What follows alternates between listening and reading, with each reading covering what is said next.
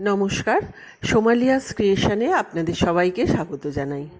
আজকে আমি একদম ঘরোয়া পদ্ধতিতে ঘরে থাকা সাধারণ উপকরণ দিয়ে সহজভাবে খিচুড়ি রান্নার রেসিপি নিয়ে চলে এসেছি। বর্ষার দিনে এই খিচুড়ি খেতে অসাধারণ লাগে আর বানানোও কিন্তু খুবই সহজ। এই খিচুড়ি বানাবার জন্য প্রথমে আমি একটা বাটিতে মুগ ডাল নিয়ে নিয়েছি। ওই মুগ ডালটা আমি সামান্য শুকনো খোলায় ভেজে নিচ্ছি। খুব একটা লাল করে ভাজবো না, মোটামুটি একটু ভাজা হলেই হবে। দেখুন আমার ভাজা হয়ে গেছে। এই পর্যায়ে আমি মুগ ডালটা তুলে রেখে দিচ্ছি। এবার একটা সেই সেম বাটিতে আমি গোবিন্দভোগ চাল নিয়ে নিলাম। চালটা আমি ভালো করে ধুয়ে রেখে দিয়েছি। আর এদিকে একটা ফ্রাইং প্যানে আমি সাদা তেল আর ঘি একসাথে দিয়ে নিয়েছি।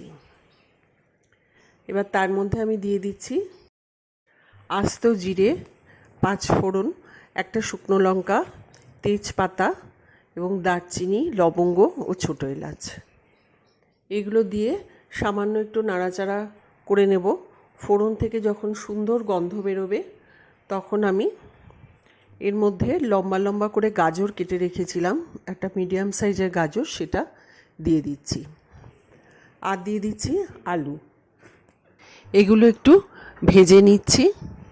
সামান্য ভেজে নিয়ে এখন আমি এখানে দিয়ে দেব 1/2 চামচ মতো আদা বাটা। আদার কাঁচা গন্ধটা যতক্ষণ না চলে যাচ্ছে ততক্ষণ আমি এটাকে একটু সব কিছু একসাথে ভেজে নিচ্ছি। আপনারা লাঞ্চে বা ডিনারেও কিন্তু এই খিচুড়ি খেতে পারেন। এবার একে একে এর মধ্যে গুঁড়ো মশলা দিয়ে দিচ্ছি। হলুদ গুঁড়ো, জিরে গুঁড়ো, ধনে গুঁড়ো এর মধ্যে দিয়ে দিলাম। আপনারা যদি ঝাল পছন্দ করেন তাহলে এর মধ্যে আপনারা লঙ্কাটা অ্যাড করে দেবেন। মশলার সাথে সমস্ত সবজিগুলো আমি একসাথে নাড়াচাড়া করে নিচ্ছি। এবার পরিমাণ মতো নুন দিয়ে দিলাম। নুনটা দিয়ে আবারও ভালোভাবে একসাথে আমি নাড়িয়ে নিচ্ছি সমস্ত সবজি। এইবার দিয়ে দিলাম টমেটো কুচি। একটা মাঝারি সাইজের টমেটো আমি কুচি করে রেখেছিলাম। টমেটো কুচিটা দিয়ে আমি মুগ ডালটা দিয়ে দিলাম, যেটা আমি শুকনো খোলায় ভেজে ধুয়ে রেখে দিয়েছিলাম। মুগ ডালটা সমস্ত সবজির সাথে আমি মিশিয়ে নিচ্ছি। এইবার দিয়ে দিচ্ছি গোবিন্দভোগ চাল। গোবিন্দভোগ চালটা আমি ধুয়ে রেখে দিয়েছিলাম, সেটাও আমি এর সাথে অ্যাড করে দিচ্ছি। এবার সমস্ত কিছু একসাথে মিশিয়ে নিচ্ছি সবজির সাথে। গোবিন্দভোগ চাল দিয়ে খিচুড়ি করলে কিন্তু এর গন্ধটা কিন্তু দুর্দান্ত আসে। আপনারা অবশ্যই বাড়িতে একবার এইভাবে ট্রাই করে দেখবেন।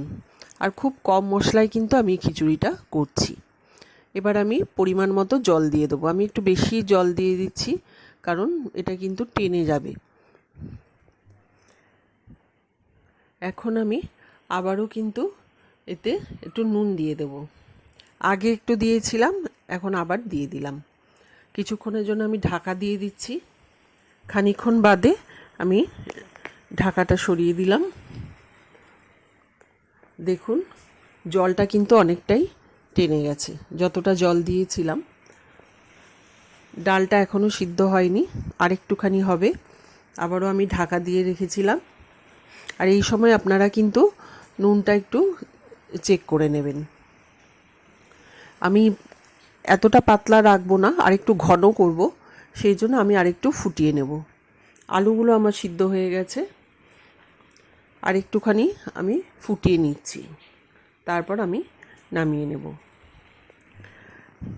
নামাবার আগে আবারও একটু ঘি দিয়ে দিলাম আর গরম মশলার গুঁড়ো ছড়িয়ে দিলাম।